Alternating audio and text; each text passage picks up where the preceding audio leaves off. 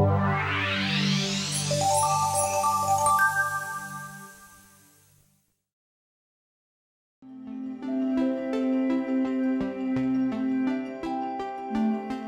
of course, China and the US have very different ideas about intellectual property rights, right?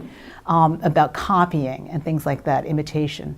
Very foundationally, things that in the US are completely taboo, in China it might be wrong or maybe even not legal, but they're not taboo, right? And you can ask yourself, well, why is that? Why is building a building that looks just like a chateau in France? Why do we not do that here in the West? We might do it, but it'd be an amusement park. It'd be something, if you did, it was, it's tacky, right?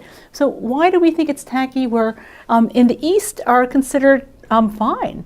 So, you can have a very elaborate copy of a French chateau. You can pour $50 million into it. You can use the exact stone that they used in the original, and have this copy in every way perfect. And in China, that's seen as a great thing, right? Like, no one would say, you're kidding, you spent $50 million on this copy.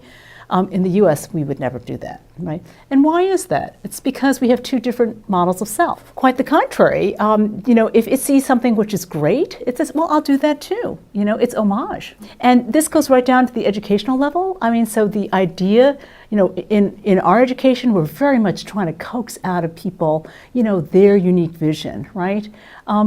In Asia, the idea that actually there are many great ideas kind of out there all around you in your culture, and that maybe before you think about how you can put your own stamp on things, maybe you should absorb those ideas, is very important. So things that to us, you just don't do, to them it's like, well, why not? They have a much more playful attitude, I will say, toward these things. And so in order to absorb those ideas, well, how do you do that?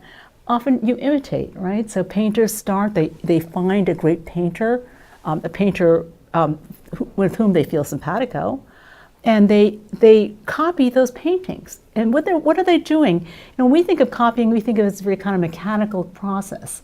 But actually, they're trying to internalize the greatness of this painting. So to them, it's not a mechanical process, it's an organic process. They're taking in this influence. Ultimately, they want to add to the great tradition that they have signed up for, and ultimately they want their contribution to be theirs and to be singular.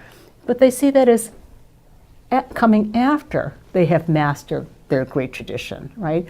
And mastering it through imitation, through memorization is completely fine. And like I say, it's a sign of homage. Now you can only imagine a culture where there is this very long-standing tradition of education through imitation and through copying.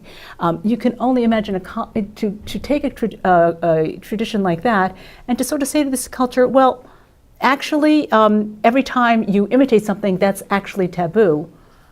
They get it intellectually, you can tell them, but very foundationally, that's not who they are. And that's not, these are not ideas that they have had. It would be like telling us, like, every time you pick up a spoon, that spoon is copyrighted. You really should pay a little fee every time you use that spoon. They would just think that, well, that is really very strange, right? So I think that when we look at these ideas, we see a very big foundational split between the two cultures. And really copying is only one of the many areas where you see very divergent ideas.